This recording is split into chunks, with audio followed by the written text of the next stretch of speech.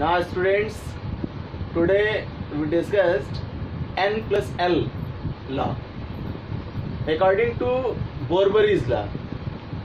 और quantum numbers हम लोगों ने पढ़ रखे हैं, तो उनसे रिलेटेड ये लॉ है। और इस लॉ के माध्यम से, इस नियम के माध्यम से हम ये जान पाएंगे कि किस कक्षक में इलेक्ट्रॉनों का वितरण सबसे पहले किया जाएगा।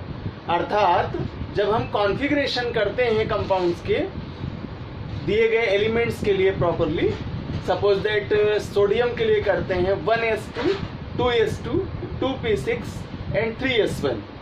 तो according to this configuration, question से टू यू 3s1 और 2p1 और 2p6 किसमें पहले इलेक्ट्रॉनों का वितरण किया जाएगा, यानी 2p कक्षक में या 3s कक्षक में, किसमें इलेक्ट्रॉन पहले भरे जाएंगे।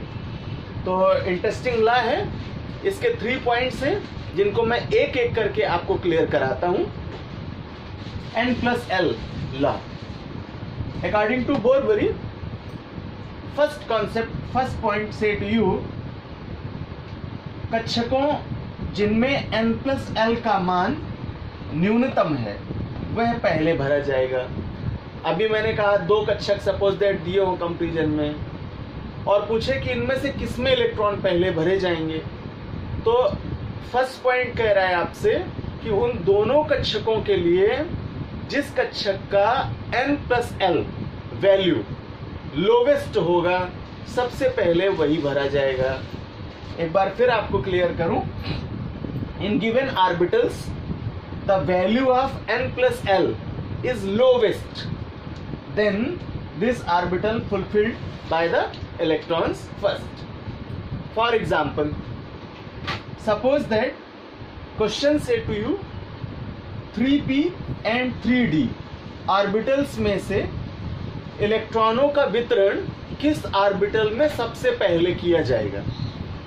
तो अभी हमें दोनों के लिए 3p ऑर्बिटल्स के लिए और 3d ऑर्बिटल्स के लिए N plus L का वैल्यू फाइंड आउट कर लेना चाहिए। तो हमने N फाइंड आउट किया 3 देख करके, क्योंकि ये कोस बताता है, ऑर्बिटल्स बताता है। N इक्वल्स टू 3 और P सब सेल यहाँ आपको क्लियर कर रखा है इसने। तो आपने एजीमुथल क्वांटम नंबर में पढ़ा था कि जब सब सेल ज्ञात हो तो टेबल में जाते हैं और टेबल से उसकी वैल्यू को देख करके पुटअप कर लेते हैं। तो हमने टेबल ड्रॉ कर रखी है for S0, for P1, for D2 and for F3। So P के लिए यहाँ टेबल से वैल्यू मिल जाएगी 1, इसलिए N का वैल्यू 3 एंड L का वैल्यू टेबल से हो गया 1 P के लिए, क्योंकि हमारे पास P सबसेल है। अब हमें करना क्या है, N plus L करना है। तो N का वैल्यू 3 और L का वैल्यू 1, दोनों को टोटल कर लिया तो हमें आंसर मिला 4। नाउ 3D के लिए, 3D ऑर्बिटल्स के लिए N का वैल्यू 3 हो जाएगा और L यानी एजीमुथल क्वांटम नंबर के लिए टेबल में जाएंगे और D का वैल्यू टेबल में 2 मिलेगा। L इक्वल्स टू 2, देन हमें N plus L value put up करनी चाहिए। 3 plus 2 इक्वल्स टू 5। अब हमने देखा यहाँ कि 3p के लिए N plus L का वैल्यू 4 मिला, जबकि 3d के लिए N plus L का वैल्यू 5 मिला। तो पॉइंट क्या कह रहा था कि इलेक्ट्रॉन सबसे पहले उस कक्षक में भरे जाएंगे जिसमें N plus L का वैल्यू लोवेस्ट होगा। तो यहाँ 3p के लिए वैल्यू हमें लोवेस्ट मिला N plus L का 4, जबकि 3d के लिए मिला हमें N plus L का वैल्यू 5। तो कंपेयर करेंगे इसका 4 और इसका 5, तो इलेक्ट्रॉन सबसे पहले किस ऑर्बिटल में भरे जाएंगे, 3p ऑर्बिटल में भरे जाएंगे। Now in second case students, suppose that 2 orbitals have same N plus L value. अगर N plus L का मान दोनों ऑर्बिटल्स के लिए समान हो जाएगा तब किसमें इलेक्ट्रॉन पहले भरेंगे। तो इसके लिए हम लोग सेकेंड पॉइंट को क्लियर करते हैं कि यदि दो ऑर्बिटलों के लिए n प्लस l का मान समान हो तो कम n मान वाले ऑर्बिटल्स की ऊर्जा लोवेस्ट होगी। इसलिए n के मान वाले ऑर्बिटल्स की जो लोवेस्ट एनर्जी मिल रही है उसमें इलेक्ट्रॉन सबसे पहले भरे जाएंगे।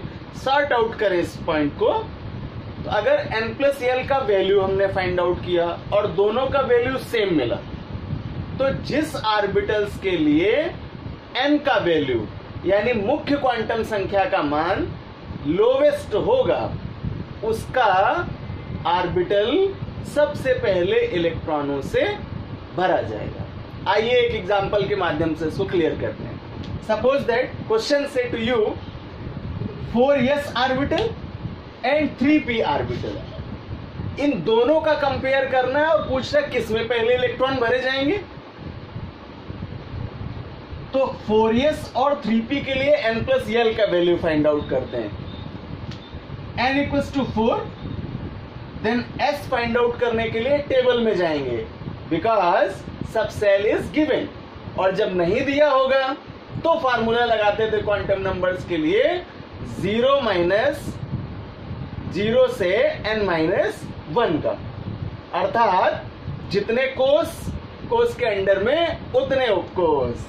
तो हम लोग टेबल में गए, s का वैल्यू मिला 0, n का 4 और l का वैल्यू 0। अब किया हमने n प्लस l, तो 4 प्लस 0, देन टोटल मिला 4। और किया 3p के लिए, n का वैल्यू 3 हो जाएगा और p का वैल्यू टेबल से मिलेगा 1, l का वैल्यू 1 हो गया। टोटल किया n प्लस l का, तो 3 प्लस 1 इक्वल्स टू 4। अब हमने देखा यहाँ भी n प्लस l का वैल्यू 4 आ रहा है और यहाँ भी इसके लिए n प्लस l का वैल्यू 4 आ रहा है, तो दोनों में ही n प्लस l के वैल्यू सेम हो गए। अब किसमें इलेक्ट्रॉन पहले भरे जाएंगे? तो अकॉर्डिंग टू पॉइंट, क्या मैंने कहा कि जब n प्लस l का मान ऑर्बिटलों के लिए समान होगा तो उस अवस्था में जिसका n वैल्यू लोवेस्ट होगा उसमें इलेक्ट्रॉन सबसे पहले भरे जाएंगे। तो अभी हमने देखा इसके n का वैल्यू है 4 और इसके n का वैल्यू है 3, तो कम कौन हुआ?